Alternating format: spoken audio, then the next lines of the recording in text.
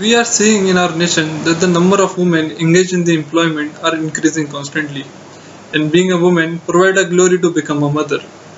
With this into consideration, our legislation and the organization have a duty to provide different benefits to hardworking mothers. Hello everyone, my name is Satyam Shivaach and I am working as a legal intern with LEXIS and Company. And in this video, we will discuss about maternity benefits to women. Let's start with what is maternity benefit. Maternity benefits are those benefits which are provided to a woman for a period before and after the childbirth. These benefits are of leave with full pay to take care of oneself and her baby. In India, maternity benefits are provided under the Maternity Benefit Act 1961.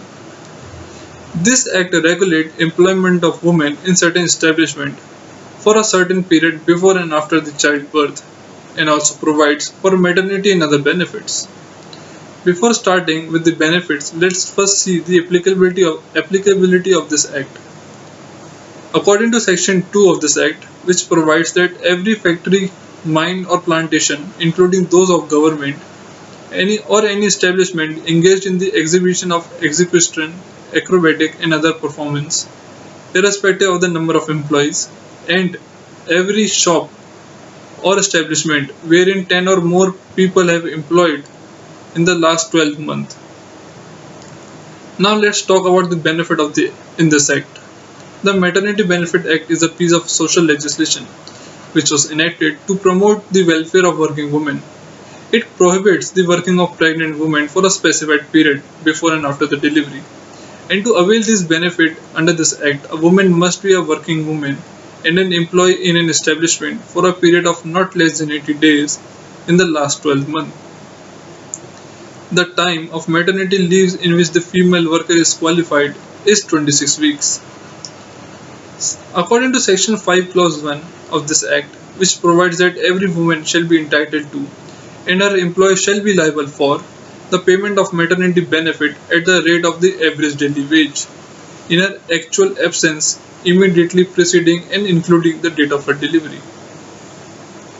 Section 5 Clause 3 of this Act provides that a woman, if dies during that said period, the maternity benefit shall be payable only to the days up to which and including the date of her death. If the woman, having been delivered of the child, dies due to in her delivery, leaving the child behind, then the employer shall be liable to the maternity benefit of the child for the entire period immediately following the date of her delivery.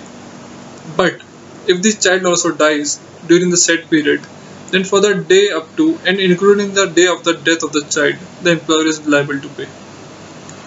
Section 6 of this Act provides that a woman employed having to give notice in writing, such form as may be prescribed to her employer, and in that application it should be stated that her maternity benefits and other amounts to which she is entitled under this Act, and may also be get paid to her on such person as she may appoint a nominee in that notice, and she will not work.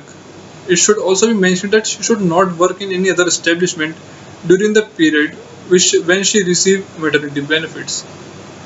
The amount of maternity benefits of the period preceding the date of her expected delivery shall be paid in advance by the employer to the woman on production of such proof as may be prescribed that the woman is pregnant. The amount due to subsequent period shall be paid by the employer to the woman within 48 hours of production of such proof, as may be prescribed that such woman has delivered of a child. This act not only provides leaves to mother but also to women who have faced miscarriage. A benefit of 6 weeks have been provided to such women. This act also provides provision for providing creche, that is a daycare facility for children, and is now made mandatory for employers with more than 50 employees. Moreover, Section 11 provides for the nursing break of a mother, that is, a woman is entitled to have a 3 nursing break so that they can take a look to their child and take care of them.